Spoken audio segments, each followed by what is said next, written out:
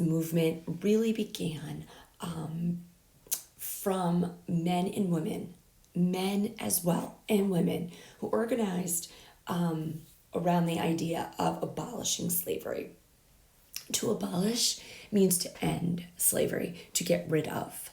So they got rid of slavery in Britain, and then eventually we were able to abolish it in the United States, but not before a long, horrible war. So the British Colonization Society, this was their symbol. I'm not a man, but I am a brother. I am just your equal. I'm a human too. So this was from British Colonization Society. I think we've talked about this before when we talked about the Middle Passage and how did slaves get to the United States. And remember, it was on the long journey called the Middle Passage. Horrible, deplorable conditions. And we did actually a QFT on it. So we know that African gods would sell their people to merchants. These merchants were normally from England. And they would sell these men and women off. They would be marched to the sea. We actually point out right here, Liberia. And then they would go off to the New World. Well, in 1816, there was a new society, but it was an American society that developed, and they believed that slaves should be freed and we should bring them back to their home in Africa. And that didn't really settle well with a lot of people either, because many slaves had never lived in Africa before. So it was sort of a foreign concept to them as well. There are a lot of key players when we talk about abolitionists and abolishing slavery. These are awesome men and women who risk their lives and put their lives on the front line every day. So they are pretty spectacular people. William Lloyd Garrison, he is your leading abolitionist. He believed that we really cannot think of slavery as an economic issue, that really this is a human issue, this is a moral issue. And how can we enslave human beings? Let's not forget, in the Declaration of Independence, all men and women. We all know what happened there, right? We didn't get the 19th Amendment passed until 1920, but all men and women are created equal. So we want to remember that. And the Declaration of Independence left out the word women. They said only men, and they did not define which men. And we know, by definition, they did not mean a whole lot of men. Those were white men who were property owners, who were educated. So anyway, William Lloyd Garrison, he made this new newspaper, right? It was called The Liberator. And it was anti-slavery, so he was pretty not so popular in a lot of things that he said. And that's what made him so brave. And he formed the American Anti-Slavery Society. He wanted immediate emancipation of the slaves. Well, what does emancipate mean? It means to free. And Lincoln was not able to do that until we were in a war, not until 1863. So this was what The Liberator looked like. This is like a publication of what The Liberator looked like. It came out of Boston, Massachusetts. That's where William Lloyd Garrison was from. Note that the date says March 28th, 1831. Okay, it's 30 years before the Civil War outbreak. Okay, so it took a long time, and these men and women stuck with this cause for many years. Okay, so Harriet Beecher Stowe, she was an author, and she sold many books, but one of her more famous books, or one I teach to, is Uncle Tom's Cabin. And without Uncle Tom's Cabin, the people of America would not have known that what was going on in the South, especially if you lived in the North. No one had any idea of what was going on. So she really brought the conditions of slavery to the American people. She sold over 1 million copies of Uncle Tom's Cabin. And she also was associated with the American Colonization Society. And she exposed, obviously, in this book, the conditions of slavery. And she also talked about runaway slaves. And you'll learn a little bit more about that in the Underground Railroad video we've created for you. Well, we didn't create it, but it's there for you. We usually show it. So Uncle Tom's Cabin, again, it tells a story of slaves.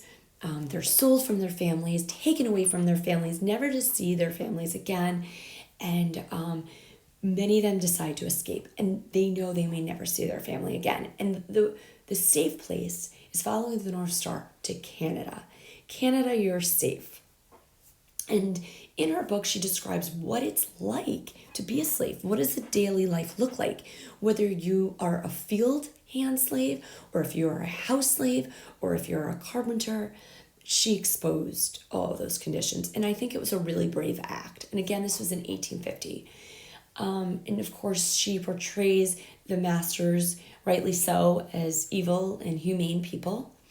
And again, it brings the attention to the abolitionist movement. I just want to circle around, and the atrocity of slavery to the American people.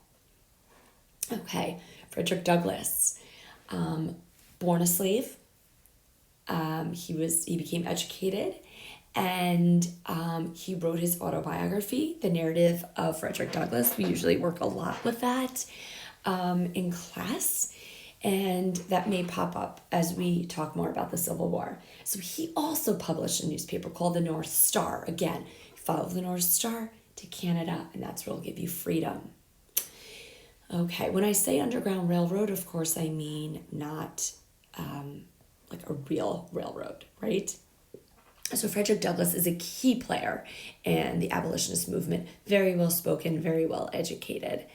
And we'll talk more about him as we go through slavery. I see that I'm working almost on 10 minutes. I'll hurry this up. So Sojourner Truth, we talked about her with the women's suffrage movement. She was born Sojourner Truth. Her master called her Isabella Baumfree. She was a successful runaway slave. She, another brave woman, traveled around the country speaking about abolition and women's suffrage. And she really believed that you couldn't give women's suffrage without freeing slaves or without abolishing slavery. And she also wrote her story, and that was The Narrative of Sojourner Truth. And that was in 1850. So you start seeing things sort of, climax here. You have 1831 with the Liberator, Harriet Beecher Stowe in 1850, Sojourner Truth. So really the cause of the anti-slavery movement is creating and is some momentum here. Okay. Harriet Tubman. I know you read a book about Harriet Tubman, or you're about to. She is an absolute amazing woman, an aspiration to people. She helped over 300 people escape from slavery. Many people are of the thought that so many slaves try to escape. But no, because of the risk, because you would leave your family a lot of the time, slaves chose not to run away. There was a $40,000 bounty out for her. So if someone found her and returned her, they would be paid out $40,000. Now, not only was she a conductor of the Underground Railroad, but she also served as a spy during the Civil War and a nurse. She was amazing, and she almost lived to 100 years old. So she loaded slaves into boats.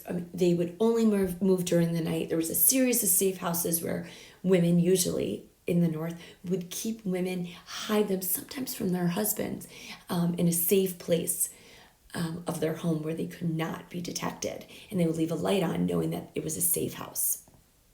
So again, the Underground Railroad was a network of abolitionists who helped slaves escape safely to the North, Canada. And of course, again, it is not an actual Underground Railroad. So here's just a series of how it worked. Of course, if you were here in the South, slave populations of 50%, more in 1850, and this is how they would need to cross here. Again, they cross bodies of water. Do you see how long the trip was? Here's your miles. So if you wanted to, you could see that it's at least 500 miles for many of these, or even more, many of these slaves to run away. Pretty crazy undertaking. Again, you see we have our free states here in that peach color. And then here we have our slave states. Okay, so up here, the free states, we would call this the Union. Lincoln was our president. And eventually we would call it the Union. And then this is the Confederacy, or becomes the Confederacy. But you can see how divided our country is. And we're going to start talking about that. That's called sectionalism. There's going to be a lot of differences between the two. I don't want to make this much longer than it is. Okay, so it's the end of the session, 13 minutes and 35 seconds. You made it. So make sure that you go back and answer questions. They are not multiple choice. They're just a couple of questions. It's in forms. I hope that's working out for you. It's working out for me. I do give feedback. So as you finish, I give feedback. I want to stay connected to you. So please, certainly go ahead and check that out. And then you're going to click the second assignment in Teams and you're going to complete the form. So you're going to watch the YouTube link after this. There's going to be a couple of assignments pushed out, but look for week number 4. Guys, miss you. And hopefully we'll see each other very soon. Please reach out to me via Remind. Reach out to me via email, on Teams, my office hours. Oh my goodness. They're going to be on Zoom. Check out Martin's office hours, the channel and groups. It's really not a channel, it's a group in Teams. Forgetting my lingo. And I've posted the information there. I think it'll work out nicely. We do have Zoom permission. So as I looked on my Zoom list, there's no one that couldn't watch. So glad all of you will hopefully join me. You're only going to join me if you have questions. It is not mandatory.